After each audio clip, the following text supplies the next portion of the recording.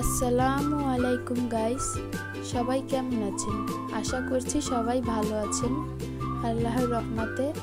তো আজকে আমি আপনাদের কিভাবে বাসায় সহজ উপায়ে চিকেন মোমো তৈরি করতে হয় তাই দেখাবো।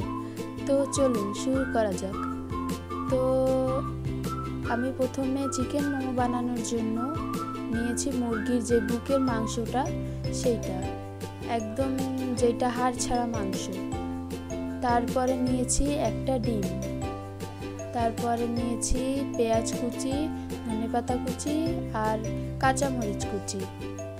তারপরে আমরা নিয়েছি হাফ টিস্পুন লবণ, হাফ টিস্পুন গরম মশলার গুঁড়ি, হাফ টিস্পুন ঝালের গুঁড়ো আর হাফ টিস্পুন করে আদা বাটা, রসুন বাটা, জিরা বাটা। আর এখানে আমি 2টা প্রাউন সসের প্যাকেট নিয়েছি আর একটা ম্যাগি মশলা নিয়েছি। তো আর নিয়েছি 3 টেবিল স্পুন সয়াবিন তেল। তো চলুন এখন আমার প্রসেসে আমি চিকেন মোমো রান্নাটা শুরু করে দিই। আমি প্রথমেই একটা ব্লেন্ডারের জারে প্রথমে মুরগির মাংস নিয়ে নেব। তারপরে আমি এর ভিতরে একে একে আদা বাটা, রসুন বাটা, জিরা বাটা এগুলো দিয়ে দেব। তারপরে আমি একে একে আদা, রসুন, জিরা বাটা দেওয়া হয়ে গেলে এবার আমি এটাতে যে পেঁয়াজ কুচি করে রেখেছিলাম সেই পেঁয়াজ দিয়ে দেব। তারপরে একটা ডিম যেটা আমি ভেঙে রেখেছিলাম সেটা দিয়ে দেব। ডিম দেওয়ার পরে আমি যে গুঁড়ো মশলাগুলো ছিল সেই গুঁড়ো মশলাগুলো দিয়ে দেব একে একে। লবণটা আপনারা স্বাদ অনুযায়ী দিতে পারেন, যে যেরকম খান। কেউ কম খেলে কম দিতে পারেন, কেউ বেশি খেলে বেশি দিতে পারেন। এরপরে ম্যাগি মশলার প্যাকেটটি দিয়ে দেব পুরো। তারপরে আমি টমেটো সসের যে 2টা প্যাকেট রেখেছিলাম সেইটা দিয়ে দেব। এবার সব কিছু একসাথে আমি ব্লেন্ডারে ব্লেন্ড করে নেব। আমি তো এইভাবে একসাথে সব মশলা মিশিয়ে তারপরে মোমো বানাই। অনেকে আছে শুধু মাংসটা ম্যারিনেট করে তারপরে মশলা দেয়, কিন্তু আমার কাছে যা মনে হয় এইভাবে বানালেই সব থেকে বেশি ভালো লাগে। আমি এভাবেই বানাই তার জন্য। এবার চুলায় একটি হাঁড়ি গরম বসিয়ে দেব। তারপরে আমি হাঁড়িতে যে তেলটি রেখেছিলাম 3 টেবিল স্পুন, সেই তেলটি দিয়ে দেব। তারপরে আমি তেলটি গরম হলে এতে যে মাংসের পুরটি করে রেখেছিলাম ব্লেন্ডার সেটা দিয়ে দেব।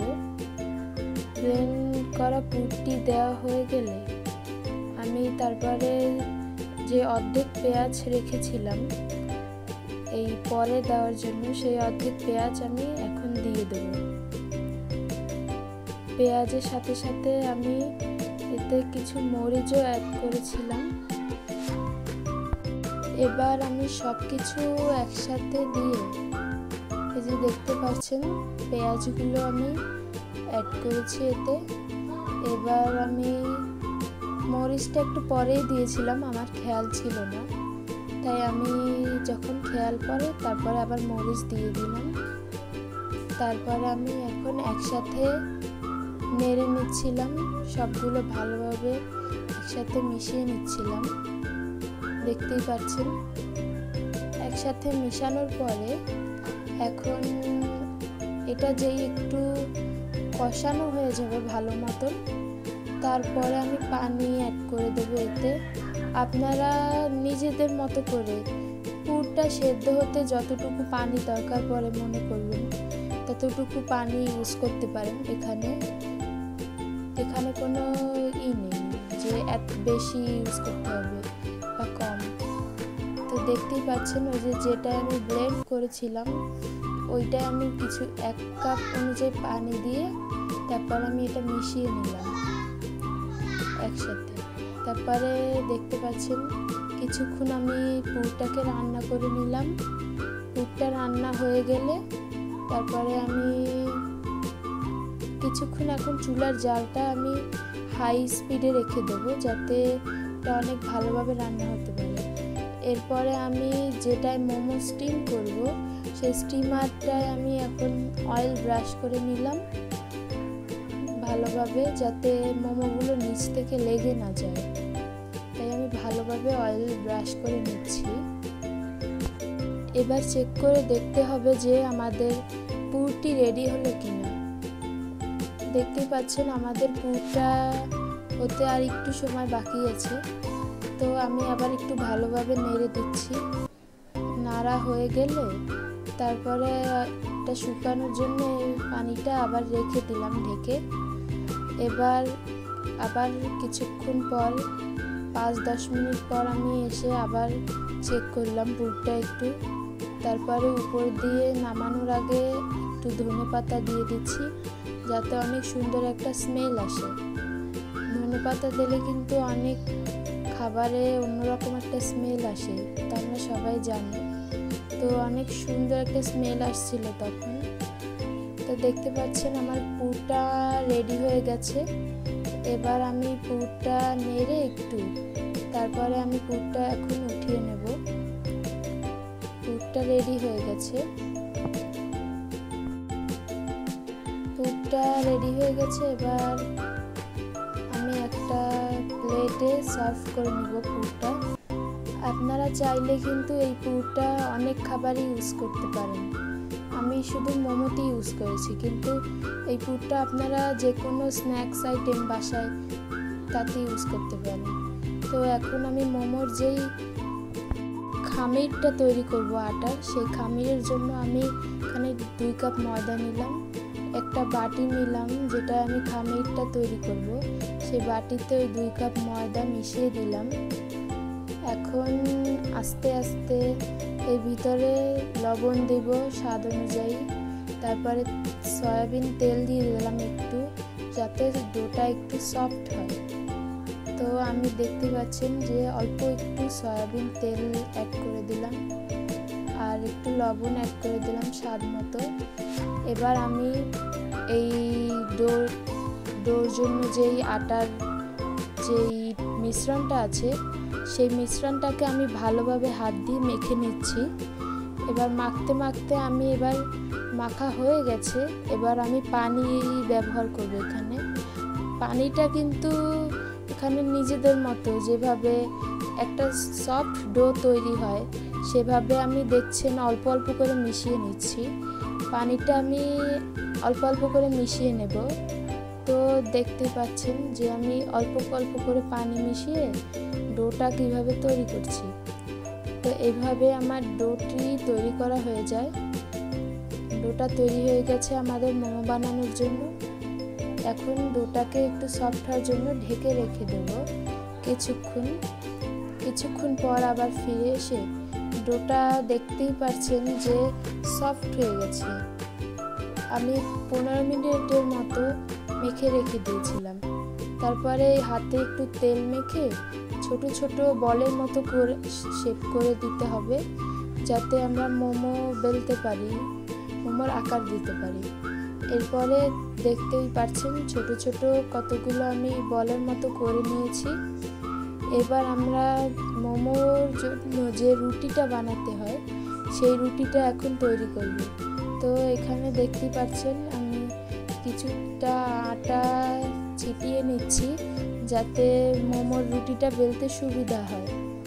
তো এখন আমি মোমোর রুটিটা বেলে নিব।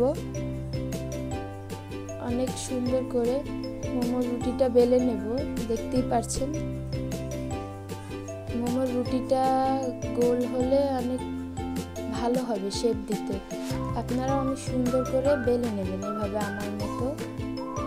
তো দেখতেই পাচ্ছেন যে আমি মোমোর রুটিটা বেলে নিচ্ছি। আর রুটিটা কিন্তু একদম সফট আর পাতলা হতে হবে এরকম, যাতে আমরা মোমোর শেপটা ভালোভাবে দিতে পারি। তো দেখতেই পাচ্ছেন আমি সবগুলো রুটি একসাথে বেলে নিয়েছি। সবগুলো রুটি বেলা হয়ে গেছে আমার। এবার রুটিটা বেলা হয়ে গেলে একটা রুটি নিয়ে তার ভিতরে আমি আন্দাজ অনুযায়ী একদম রুটির মাঝ বরাবর 1 চামচ পুর নিয়ে সেই মাংসের পুরটা নিয়ে আমি দিয়ে দিলাম একদম মাঝ বরাবর, যাতে আমরা একটা পারফেক্ট মোমোর শেপ দিতে পারি। তো শেপ দেওয়া হয়ে গেলে দেখতেই পাচ্ছেন যে আমি কিভাবে হাতের সাহায্যে একটু পানি দিয়ে নিতে হবে চারপাশে, যাতে এটা লেগে যায়, খুব সহজে খুলে না যায়। তো দেখতেই পাচ্ছেন আমি খুব সহজে হাত দিয়ে শেপ দিয়ে নিচ্ছি এইভাবে গোল করে। আমার মোমোর গোল শেপগুলোই দিতে ভাল লাগে, কার কীরকম ভাল লাগে আমি জানি না, কিন্তু আমার এইভাবেই ভালো লাগে। তো আমার মোমো সবগুলো বানানো হয়ে গেছে দেখতেই পাচ্ছেন। তো সব মোমোগুলো বানানো হয়ে গেলে আমি এবার যেই স্টিমারটায় অয়েল ব্রাশ করে রেখেছিলাম সেই স্টিমারটায় আমি একে একে সব মোমোগুলো দিয়ে দেব। মোমোগুলো দিয়ে দেওয়া হয়ে গেলে এখন আমি প্রথমে গরম পানি করে নেব মোমো স্টিম করার জন্য। আমি কিন্তু রাইস কুকারে স্টিম করতে দিয়েছিলাম, 2 কাপ গরম পানি দিয়েছি এখানে। এবার আমি রাইস কুকারের লাইনটা অন করে দেব। অন করে দিয়ে পানিটা গরম হওয়ার জন্য কিছুক্ষণ অপেক্ষা করব। 5-10 মিনিট অপেক্ষা করার পরে এবার পানিটা গরম হয়ে যাবে, ঢেকে দিলাম। 5 মিনিট পর এসে পানিটা গরম হয়ে গেছে। পানিটা গরম হয়ে যাওয়ার পরে এখন আমি যে মোমোর স্টিমারটায় মোমো সাজিয়ে রেখেছিলাম সেই স্টিমারটা সহ আমি এখন ওই রাইস কুকারে দিয়ে দেবো, যাতে ভালোভাবে মোমোগুলো স্টিম হয়ে যায়। এবার স্টিম হয়ে গেলে আমার মোমো স্টিম হতে 5 থেকে 10 মিনিট লাগবে, কারণ আমার ভিতরের মোমোর পুরগুলো আগে থেকেই রান্না করা ছিল। যারা আপনার কাঁচা রান্না করে মোমোগুলো, কাঁচা থাকলে পুরটা তাহলে আপনার ভালোভাবে সিদ্ধ করতে হবে, কিন্তু যেহেতু আমার আগে থেকেই রান্না করা পুর, তাই আমার বেশি দেরি লাগেনি। তো দেখছেন আমার মোমোটা স্টিম হয়ে গেছে 5-10 মিনিট পর, অনেক সুন্দরভাবে ফুলে উঠেছে মোমোগুলো, স্টিম হয়ে গেছে। এখন আমরা একটা প্লেটে সার্ভ করে নেব মোমোগুলো। এভাবে কিন্তু অনেক সহজে মোমো বাসায় বানানো যায়। তো আজকে আশা করি আমার ভিডিওটি আপনাদের সবার ভালো লেগেছে। এভাবে আপনারাও বাসায় মোমো বানিয়ে দেখতে পারেন, খুবই টেস্টি হবে। তো আমি একটা প্লেটে সার্ভ করে নিয়েছিলাম, এবার খাচ্ছিলাম। মোমোটা কিন্তু অনেক টেস্টি হয়েছিল, আমি কিন্তু অনেকগুলো মোমো খেয়েছি। তো আপনারা এভাবে বাসায় বানিয়ে দেখতে পারেন। সবাই অনেক বেশি ভালো থাকবেন। আল্লাহ হাফেজ।